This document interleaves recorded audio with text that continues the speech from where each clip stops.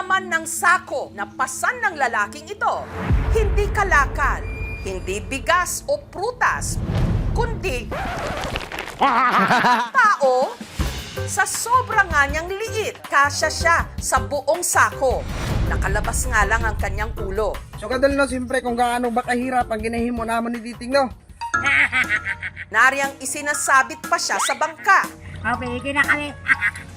Lumapit ka. Ginawang parang baby carrier ang sako. Hindi mo kami sa klaya ni Titing no, kahit para diligid siya mahirapan.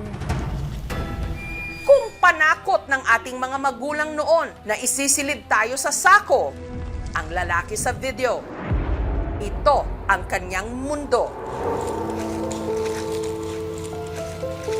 Pero sa kabila ng kanyang kalagayan, ang mundo nakukuha pa rin niyang tawanan. Hello. Totoo nga bang kapag ika'y ngumiti, ngingiti rin sa'yo ang mundo?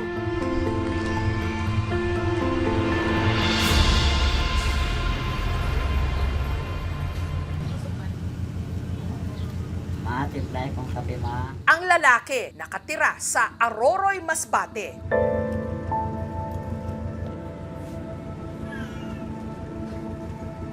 Siya si Titing, 34 anyos na siya. Pero isa't kalahating talampakan o 1.5 feet lang ang kanyang height. Ang kanyang mga binti at braso, maiksi at manipis. Ako nag-aayos ng higaan ko, tapos ginaganyan ko lang yan. Inauna ko po itong walis po yung hinihigaan ko po. Para... Toka siya sa pagwawalis, gamit ang walis tingting na mas malaki pa sa kanya. Magaspang sa balat pag madaming dumi. Nasusugatan ako. Tinutulungan ko si mama kasi naawa ko. Ang kasama ni Titing, ang kanyang nanay Marquita at tatay Elmerio, pareho na ring marurupok ang katawan, dala ng katandaan. Ito po yung nadudumihan ko pag palagi ako nagagapang. Para hindi madumihan, may dala-dala siyang 2 pirasong sako na ipinangsasapin niya sa kanyang dinaraanan.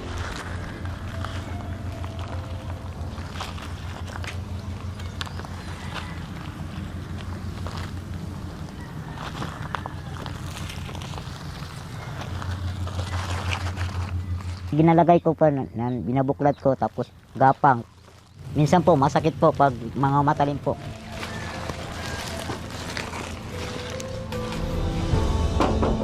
Hayo, ate. Nandito ka na pala. Gayunman, may mga bagay raw na hindi talaga kayang gawin ni Titing na mag-isa. Mabuti na lang at nakaalalay ang kanyang ate Marilyn. Masakit na. Adoy. Magpaligo po ako, paigi po ako sa kapatid ko.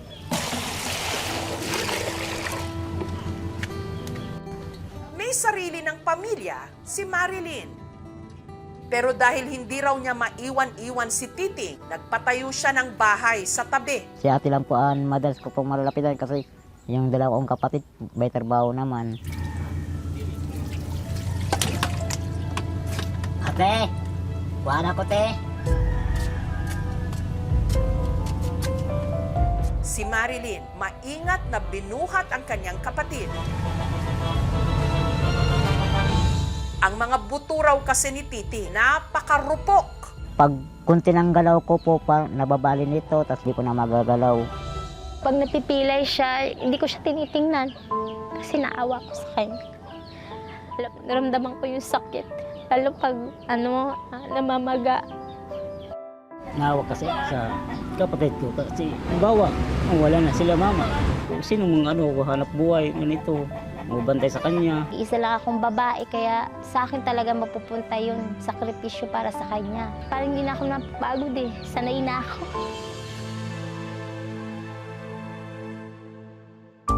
Normal naman daw noong ipinanganak si Titing, pero naaksidente siya nung siya'y magdadalawang taong gulang.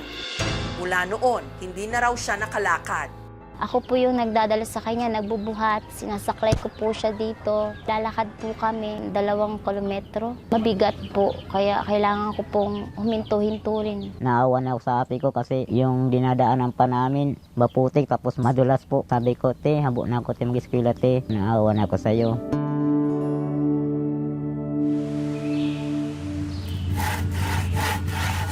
Para naman may pantusto sa kanilang pang-araw-araw, ang kanilang tatay Elmerio nagtatrabaho sa construction. Mabsin ako sa akong trabaho, wala naman kami sin bakal sin bugas. Maawa nga ako, sana pikor sana kung nakakalakad na po kung nangaliting buwan ng mga karbata po.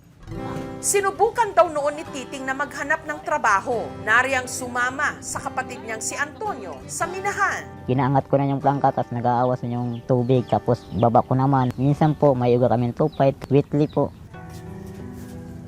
Si Titing naghanap ng ibang trabaho. Kaya nakakita ko yung cellphone may nag-repair. Kung gusto ko mag-apply, sabi niya, itandid na yung buwan. Sabi ko, hindi na padagdagan ng kahit konti. Sabi niya, ganyan ka na nga, mapadagdag ka pa. Ang misconception kasi nila sa mga persons with disability, walang kakayanan, wala siyang alam, at wala siyang magagawa. Masakit. Kahit ganyan yan, mahal na mahal namin yung kapatid namin yan.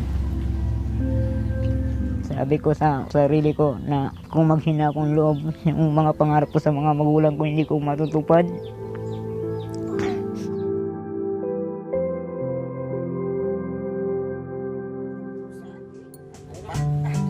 Hanggang nagkaroon daw si Titing ng katiting na pag-asa nung alukin siya ni Ronel na mag-vlog sa pag-asang ma-monetize o kumita ang kanilang video. Sabi ko, sumama ka na sa akin. Pinaalam ko siya sa kanyang magulang kasi yun naman ang purpose ko, na matulungan lang talaga siya. Mayo kay dili na mainit. Kaya para makasama pa rin sa lakad ng kanyang mga kaibigan, si Titing isinisilid sa sako. Sa kalagayan ko hindi na ako makakanap ng iba ng trabaho po kasi pinasok ko na po yung pawablog po. Hello!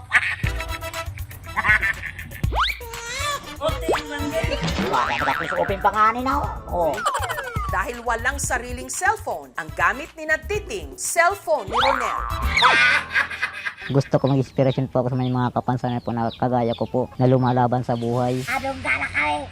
Nariyang nagpalagay siya sa sako habang bumabangka sa pagpapatawa. Minsan nga, kahit may problema ko, tinatawa ko na lang. Parang nalilimutan ko yung mga problema ko pag palagi akong tumatawa. Mga 3 months na kami na monetize, nasa $500 pa lang nandun. 4 kami doon maghahati. Sabi ko sa kanila, ano yung makuha natin? Walang lamangan doon, hati-hati tayo. Yung ginapano ko nga sa sweldo ko, bisan makabakal akong simlan. Gusto ko sana yung mabubong kung mapayos kasi butas-butas na. Pag umulan po, ulan mo po sa loob. Gusto ko magbablog man po ako sa bahay po na kahit ganito lang po. Natakot man po ako pag lumabas po. Pwede po na mahulog po ako. Samantala, dahil hindi pa napapatignan si Titing sa doktor,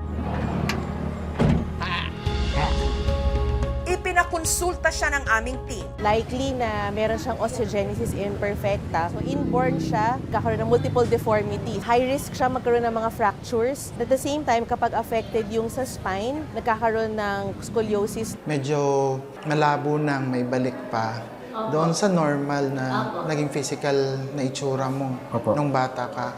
Yung goal natin dito is to improve the quality of life ng pasyente. Bigyan natin ng mga vitamins para sa bones, sa joints. And then ma-prevent na din po yung mga possible complications. Kung ano nang binigay sa akin ng Diyos, tinanggap ko na eh. Siyempre, dubling ingatan lang po ako. Gusto ko mabuhay na matagal kasi may gusto pa akong maabot sa pangarap. Dahil nag-uulan na, ang lokal na pamahalaan ng Aroroy, ipinaayos ang kanilang bubong. At sa pag-uwi ni Titing, may bumungad sa kanilang munting sorpresa. Meron tayong dalang sari-sari store package na pwede po ninyong maibenta habang nandito kayo sa bahay. May wheelchair po para hindi ka mahirapan. At meron din po kaming 10,000 pesos po na para po sa inyo. Maraming salamat po sa NGO po na bumigay po sa akin po ng tulong po. Hindi ko sukat nakalakalay na irugsan na naabot sa akong pagbablog. Sa ka natin nga, sana maintindihan mo kami. Hindi ka na namin sasama sa aming vlog.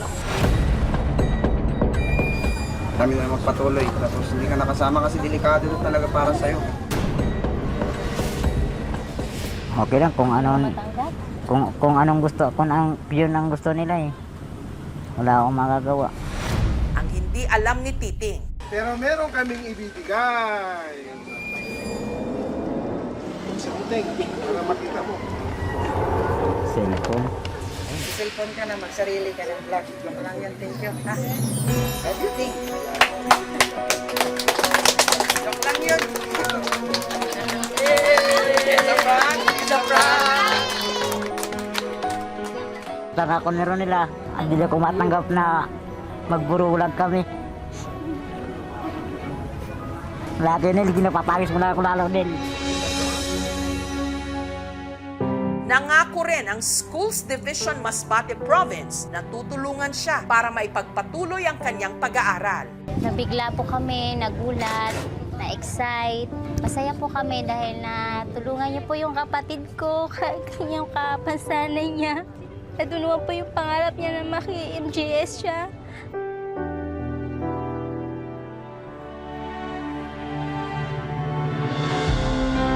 Nagbago na yung kung zero namin po.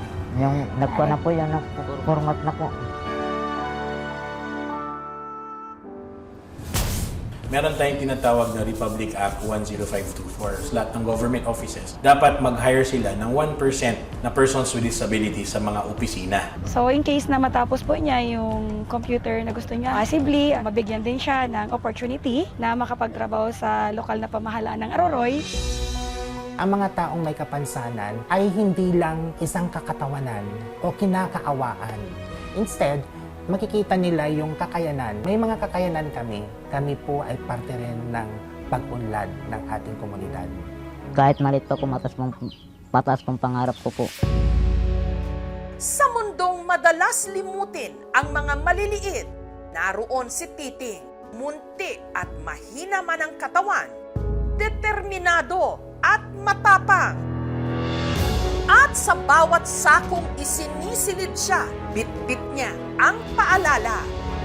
Ang katauhan hindi nasusukat sa laki ng katawan, kundi sa tibay ng loob at sa kakayahan na gumawa ng paraan para maabot ang pangarap, gaano man kahirap.